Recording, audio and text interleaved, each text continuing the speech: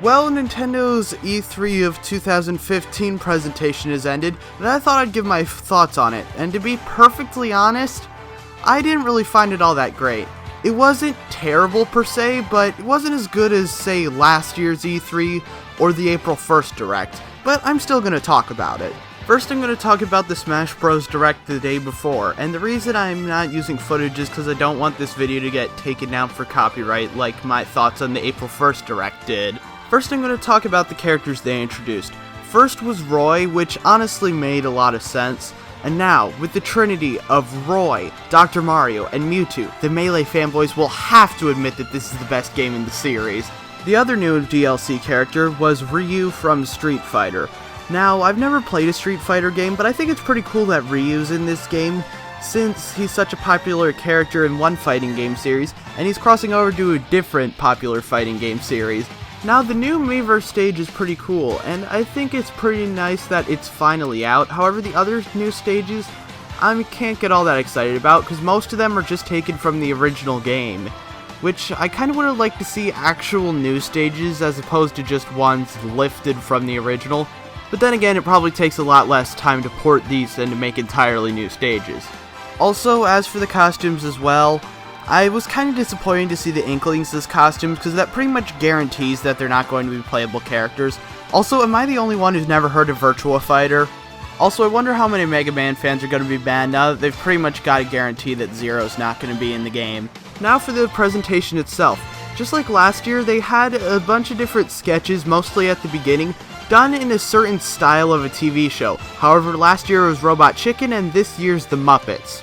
Just like with all the different sketches, they're pretty funny. I especially love Reggie's moment where he's like, Nintendo 63, Nintendo 64! Now for the games announced. The first one was the new Star Fox game, and while I'm not personally that big a fan of Star Fox, I am happy for all the fans of it because of just how long it's been since the last installment of Star Fox. Oh, and since they brought up Skylanders, I think I should apologize for what I said about Skylanders and Disney Infinity in my overrated and underrated games list. It's really just the toy gimmick they have in common. The gameplay is completely different. Okay, now with all that out of the way, let me continue with this video. Although I will say I am shocked they got the rights to use Donkey Kong and Bowser so easily when they wouldn't even let Disney use Mario without paying a ludicrous sum of money. Rolling right over to Zelda, they also mentioned the new Four Swords game, only it's 3 swords and in 3D, so technically not a Four Swords game at all. Also, Hyrule Warriors on the 3DS, and you know, since they're including characters from Wind Waker, this might be one of the few exceptions to that rule I said earlier of the handheld version always being inferior. Also, every non-amiibo user's nightmare has come to be, a game that requires you to use amiibo. Also, Nintendo had the brilliant idea of introducing a new Metroid game that looks nothing like a Metroid game. It doesn't look bad though, but I bet a lot of Metroid fans are going to be disappointed. Honestly, I think if there was one game they were trying to hype this presentation, it was Mario Maker. I mean, they practically had the transition being Super Mario Bros., and they had a really deep discussion about it, which I thought was pretty interesting. I especially found it interesting when Miyamoto talked about how he designed the first level of Mario Bros. And how he was essentially using that conveyance of ideas thing that Egoraptor talked about. Although one thing I can definitely say about this presentation that really annoyed me was that it felt rushed. You see, last year, for almost every game they presented, they had someone, explaining the mechanics and stuff behind it, except for a few, especially the teaser for Star Fox. However, here they only had a few that they went into detail with.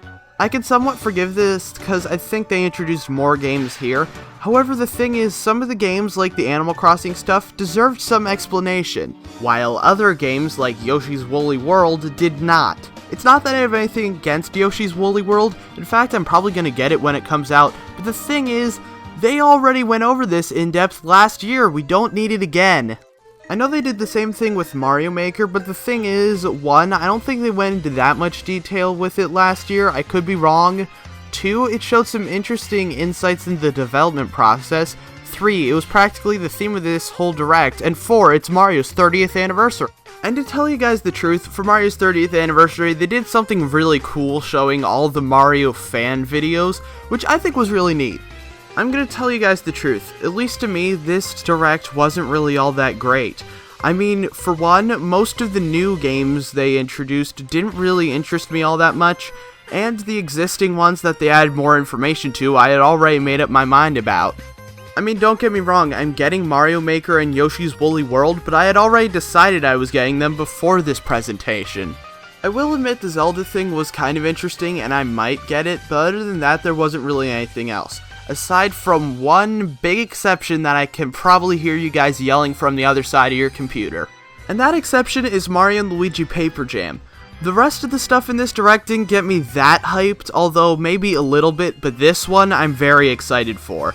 Crossing over both the Mario & Luigi and Paper Mario series was actually a pretty neat idea. And I know what you guys are thinking, but wait a minute, you said you hate Sticker Star so much. I do, but the paper gimmicks are intertwined with the Mario & Luigi series. I honestly think this game is probably going to be Sticker Star done right, especially with the really three-dimensional style and feeling of the battles, and a lot of the cool paper gimmicks. So essentially we'll be getting the paper gimmicks of Sticker Star in a game that's actually good. At least that's what I'm thinking anyway.